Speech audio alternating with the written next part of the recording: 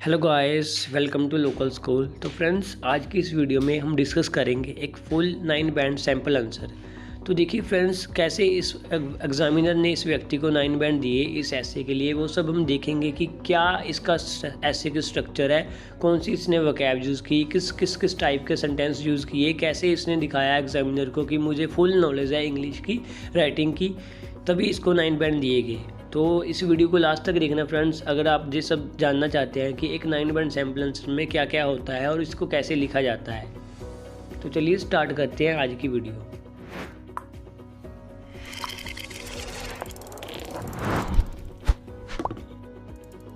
जी friends, देखिए जो हमारे ऐसे की स्टेटमेंट है वो आपके सामने है। Some people believe that animal testing in the medical field should be ban. कुछ लोग सोचते हैं, बिलीव करते हैं, मानते हैं कि एनिमल टेस्टिंग है जो मेडिकल फील्ड में, उसको बैन करना चाहिए। डू यू एग्री और डिसएग्री? तो पहले तो फ्रेंड्स, एग्री और डिसएग्री का एक ऐसे है, उसकी टाइप है एग्री और डिसएग्री की। तो आप क्या कर सकते हैं इसमें, आप पार्शली एग्री हो सकते हैं, भी आधा एग्री हो, हाफ डिसएग्री हो, और या फिर आप फुली एक साइड एग्री हो सकते हो या एक साइड डिसएग्री हो सकते हो। जो मैं आपको सैम्पल आंसर दिखाने जा रहा हूँ फ्रेंड्स, इसमें मैं पार्शली एग्री हुआ हूँ। मतलब मैं आपको बताऊँगा कि अगर आपने पार्शली एग्री होना है तो आप किस वे से अपना ऐसे है उसको लिख सकते हैं। अगर आप फुली एग्री हुए हो या डिसएग्री हुए हो तो उसका जो मेथड होता है लिखने का वो थोड़ा अलग होता है। वो हम आगे आने वाली वीडियोज़ में देखेंगे जब हम फुली एग्री और डिसएग्री होंगे कि आगे टॉपिक पर। लेकिन इस ऐसे में हम पार्शली एग्री हुए हैं। तो फ्रेंड्स, ऐसे को स्टार्ट करने से पहले हम थोड़ी इसकी वोकैबलरी देख सकते हैं कि कौन सी वोकैबलरी इसमें यूज़ की गई है, कौन सी हाई लेवल वोकैब है जिसको इस ऐसे में यूज़ किया गया है, ताकि एग्जामिनर ने इसको 9 में से 9 बैंड दिए। तो देखिए फ्रेंड्स, सबसे पहले आपके जो वोकैबलरी ऑफ दिस टास्क है, सबसे पहले है cruel and unethical. Cruel and unethical क्या होता है फ्रेंड्स? क्रूर और अनैतिक। उसके बाद मर्सीलेसली टोरमेंटेड। मर्सीलेसली टोरमेंटेड होता है फ्रेंड्स बेरहमी से सताना, बेरहमी से सताना या तड़फाना। उसके बाद स्वीयर क्रूएल्टी क्या होता है फ्रेंड्स? गंभीर क्रूरता। उसके बाद एडमिनिस्टर द मेडिसिन। देखिए फ्रेंड्स, एडमिनिस्टर द मेडिसिन ये कोलोकेशन है, ये भी एक कोलोकेशन सी फ्रेंड्स। मर्सीलेसली टोरमेंटेड, ये दोनों वर्ड साथ में ही आते हैं। ज़्यादातर जो वर्ड साथ में आते हैं उसको कोलोकेशंस कहा जाता है। जैसे एडमिनिस्टर द मेडिसिन, जो मेडिसिन के साथ हमेशा एडमिनिस्टर आएगा, लेकिन किससे में आएगा? जब हमें कहना हो कि इसको मेडिसिन दी जाए, तो इसको मेडिसिन दी जाए, या फिर मेडिसिन देना, जब किसी को मेडिसिन देना होता है तो उसको कहते हैं एडमिनिस्टर द मेडिसिन। जब मेडिसिन को दिया जाता है तो गिव के स्थान पर एडमिनिस्टर लिखा जाता है मेडिसिन के आगे। तो फ्रेंड्स, उसके बाद देखिए कोल्ड ब्लडेड। कोल्ड ब्लडेड होता है निर्दयी, एंड ब्रूटैलिटी इसका सिनोनियम एक और है क्रूएल्टी। तो फ्रेंड्स, ये तो हमारी वोकैब थी। थोड़ी और वोकैब देख लेते हैं आगे। देखिए फ्रेंड्स, ये क्या है? उटरली अनस्क्रपलस। उटरली अनस्क्रपलस क्या होता है फ्रेंड्स? पूरी तरह से अनैतिक, फुल टोटली अनैतिक, उसे कहते हैं अटरली अनस्क्रपलस। उसके बाद इन्फ्लिक्ट पेन। इन्फ्लिक्ट पेन होता है फ्रेंड्स दर्द दर्द देना। ये भी क्या फ्रेंड्स? एक कोलोकेशन है। जब आपको कहना हो कि इसको दर्द होगा या दर्द दिया जाएगा तो उसको इन्फ्लिक्ट पेन कहा जाता है। इन सभी वर्ड्स को हम ऐसे में डिस्कस करेंगे, तब आप देख सकते हैं कि इस सारे वर्ड्स को कैसे यूज़ किया जाता है, उस समय आपको ज़्यादा क्लियरिटी आएगी। उसके बाद देखिए फ्रेंड्स, एफिकेसियस इसको बोलते हैं प्रभावशाली। ये भी ज़्यादातर मेडिसिन के साथ यूज़ होता है।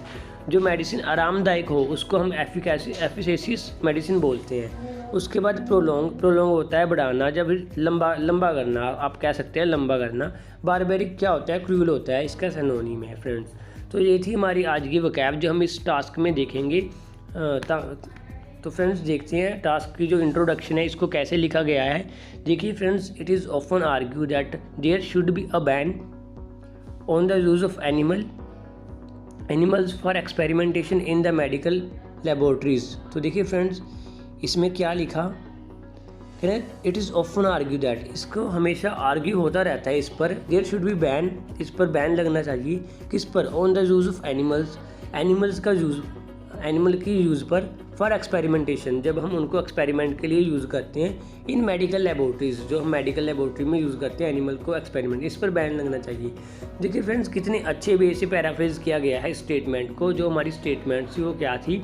Some people believe that animal testing in the medical field should be ban. तो इसी स्टेटमेंट को पैराफ्रेज कर आपके सामने दिया गया है।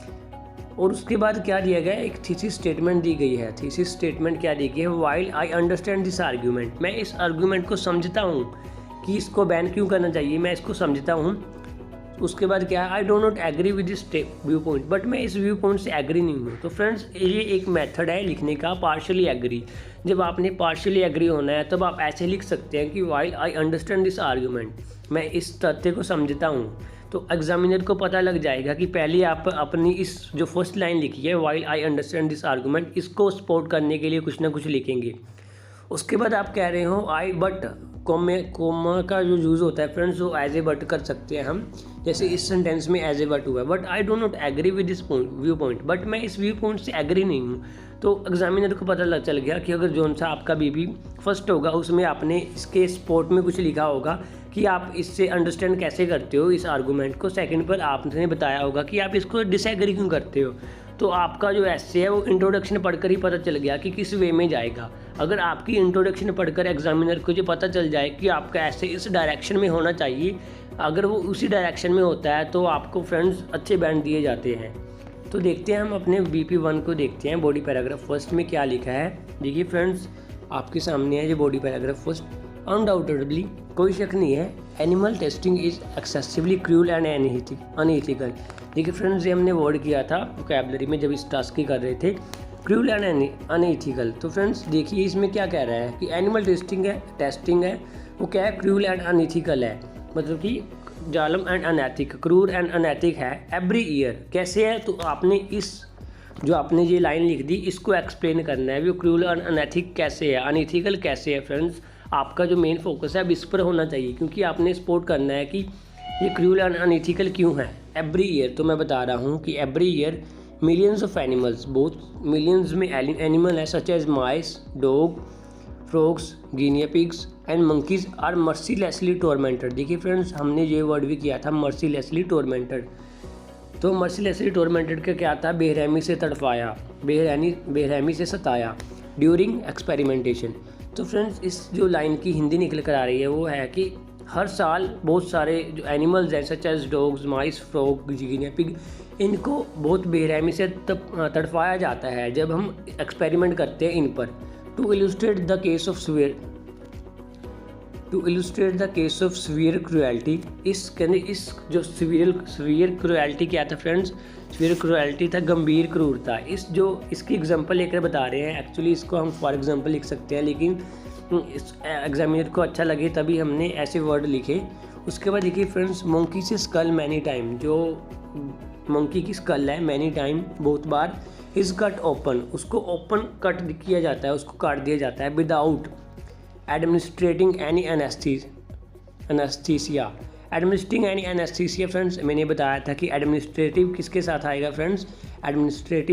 एडमिनिस्ट्रेटिंग आएगा फ्रेंड्स मेडिसिन के साथ। तो ये फ्रेंड्स एनेस्थीसिया एक मेडिसिन का नाम है जो बेहोश करने के लिए दी जाती है। लेकिन ये एग्जांपल में हम क्या कह रहे हैं कि जो मंकीज़ होते हैं उनकी स्कल को ऐसे ही काट दिया जाता है विदाउट एडमिनिस्ट्रेटिंग एनी मेडिसिन, उनको कोई मेडिसिन भी नहीं दी जाती, उनको बेहोश भी नहीं किया जाता friends. Then some electrodes are cold bloodly implanted into it. And क्या होता है फ्रेंड्स, कुछ इलेक्ट्रोड देखे हैं आपने, इलेक्ट्रोड उनकी जो स्कल है उस पर ऐसे ही एंटर करवाए जाते हैं कोल्ड ब्लडली क्या था फ्रेंड्स? कोल्ड ब्लडली में बेरहमी से उनकी जो इलेक्ट्रोड्स है इम्प्लांटेड किए जाते हैं इनटू इट, उनकी खोपड़ी में, for caring some further research, कुछ रिसर्च करने के लिए, इनटू ब्रेन ट्यूमर की जब हम रिसर्च करते हैं तब मंकीज़ के साथ ऐसा बिहेव करते हैं। तो इस एग्जांपल से क्लियर हो गया कि ये क्रूअल अनएथिकल कैसे है friends. This act of brutality, इस तरह का जो एक्ट है ब्रूटैलिटी का, committed on our innocent fellows, जो हमारे इनोसेंट फेलो बींग्स क्या होते हैं फ्रेंड्स? ये एनिमल्स होते हैं। इज़ अटरली अनस्क्रपलस, ये पूरी तरह अनैतिक है। अटरली अनस्क्रपलस क्या था फ्रेंड्स? अनैतिक। हमने कहा था वोकैबुलरी में, ये वर्ड हमने देखा था एज वी ह्यूमन, क्यों है फ्रेंड्स? क्योंकि we humans have got no right, हमें कोई राइट नहीं है टू इन्फ्लिक्ट पेन। देखिए फ्रेंड्स, इन्फ्लिक्ट पेन, दर्द देना ऑन दीज अनऑफेंडिंग क्रीचर्स, जो ये अनऑफेंडिंग क्रीचर्स है, फॉर आवर वेस्टेड इंटरेस्ट। तो फ्रेंड्स, ये वेस्टेड इंटरेस्ट होता है फ्रेंड्स, इसका मतलब है स्वार्थ, अपना स्वार्थ, अपने स्वार्थ के लिए हम इनको जो इन्फ्लिक्ट पेन करते हैं, बहुत सा दर्द देते हैं, इसका हमें कोई राइट नहीं है। इसीलिए ये पूरी तरह अटरली अनस्क्रैपलेस है, हम इसीलिए ये पूरी तरह क्या है फ्रेंड्स, अनैथिक है। तो ये इस जो BP1 है, इसमें ये पूरा पढ़कर देखिए फ्रेंड्स, इसको क्लियर होता है कि क्यों आप इस आर्गूमेंट से अंडरस्टैंड होते हैं, क्यों आप समझते हैं कि या आई अंडरस्टैंड दिस आर्गूमेंट, कि ऐसा होता है, इसीलिए ये अनइथिकल एंड क्रूअल है। आपने पूरा सपोर्ट कर दिया, आपका BP1 में ऐसी कोई भी लाइन नहीं है जो ऐड की जा सके और इसको और अच्छी तरह से एक्सप्लेन किया जा सके, तो इसीलिए ये इसकी अच्छी एक्सप्लेनेशन है। अब हम BP2 में क्या करेंगे फ्रेंड्स, हमारा मेन फोकस है कि जो हमने सेकंड लाइन लिखी थी अपने थीसिस में, I do not agree with the statement, कि मैं अपनी स्टेटमेंट के साथ एग्री नहीं हूँ जो आपने जो स्टेटमेंट दी है। तो उसके लिए हम देखते हैं फ्रेंड्स कैसे लिखा गया है। देखिए friends, however I do not support a ban on animal research, मैं क्या करता हूँ, इस जो एनिमल रिसर्च है इसके बैन पर सपोर्ट नहीं करता हूँ, मैं चाहता हूँ कि इसका बैन नहीं लगना चाहिए। बिकॉज क्यों, animal testing is the only reliable choice, क्योंकि मुझे लगता है कि जो सी एनिमल टेस्टिंग है वो ही सिर्फ एक अपने पास एक अच्छी चॉइस है हमें आगे फर्दर एक्सपेरिमेंट करने के लिए। तो जो मेरा मेन फोकस है फ्रेंड्स, वो इस पर रहना चाहिए कि ये एक रिलायबल चॉइस कैसे है, हमारे पास क्यों कोई विकल्प नहीं है। तो मेरा जो BP2 होगा वो इस तरफ होगा कि हमारे पास क्यों कोई अदर ऑप्शंस नहीं है, तो उसी को हम डिस्कस करेंगे। देखिए फ्रेंड्स, दीज टेस्ट, जो ये टेस्ट हैं, can not be conduct directly on either computer and humans. तो मैं बता रहा हूँ क्योंकि ये टेस्ट हैं ना तो कंप्यूटर पर किए जा सकते हैं और ना ही ह्यूमंस पर किए जा सकते हैं। अब क्या करना है, मैंने बताना है कि कंप्यूटर पर क्यों नहीं कर सकते और ह्यूमन पर क्यों नहीं कर सकते। तो देखिए फ्रेंड्स, कंप्यूटर पर इसीलिए नहीं कर सकते, कंप्यूटर बीइंग मशीन्स, क्योंकि कंप्यूटर्स एक मशीन है, can not prove the efficacy of drugs, वो ड्रग्स की एफिकेसी नहीं बता सकते। एंड डायरेक्ट ह्यूमन ट्रायल्स, उसके बाद फ्रेंड्स क्या है, डायरेक्ट ह्यूमन ट्रायल्स, जो डायरेक्ट ह्यूमन ट्रायल्स हैं आर ऑलमोस्ट इम्पॉसिबल, वो ऑलमोस्ट इम्पॉसिबल है फॉर 2 मेजर रीज़न। उसके 2 रीज़न है कि क्यों ये जो ह्यूमन ट्रायल है डायरेक्ट वो इम्पॉसिबल है। फर्स्टली, तो मैं एक्सप्लेन कर रहा हूँ, फर्स्ट जो मेरा रीज़न है, for the proper testing of medicine, कि अगर आपने प्रॉपर टेस्टिंग करनी है मेडिसिन की, a large number of animal, तो आपको बहुत सी संख्या में एनिमल चाहिए, are required, but it may not be possible to have a huge number of healthy human beings for this trials.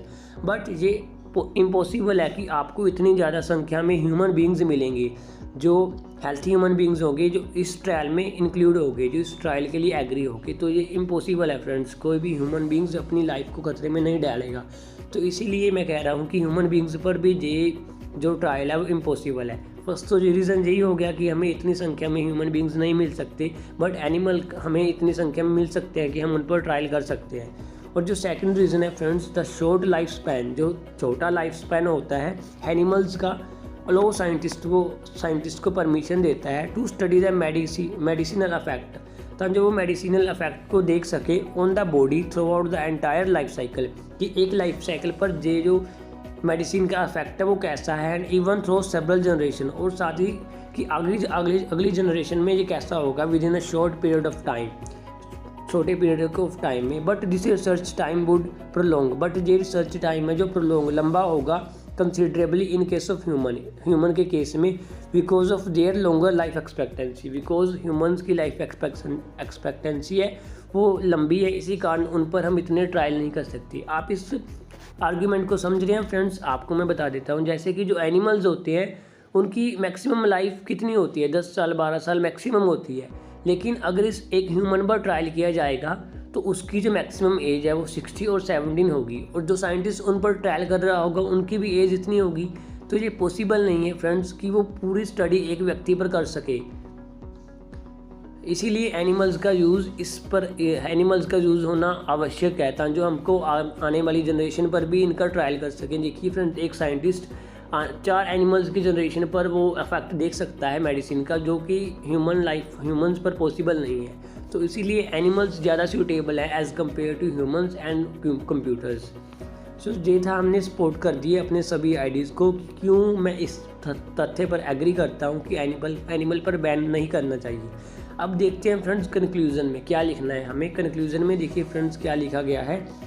To conclude करते हुए, although animal testing is a barbaric and immoral act. जो animal testing है वो क्रूरता से भरी हुई है, बारबेरिक एंड इमोरल एक्ट है ऑफ ह्यूमंस का। माई व्यू इज़ दैट, मेरा जो व्यू है वो क्या है, it should not be prohibited, इसको रोकना नहीं चाहिए। सिंस, क्यों, there is no other better alternative, हमारे पास कोई और अच्छा अल्टरनेटिव नहीं है अवेलेबल एज ऑफ नाउ, अब तक हमारे पास कोई अच्छा अल्टरनेटिव नहीं है, इसीलिए इसको नहीं रोकना चाहिए एनिमल टेस्टिंग को।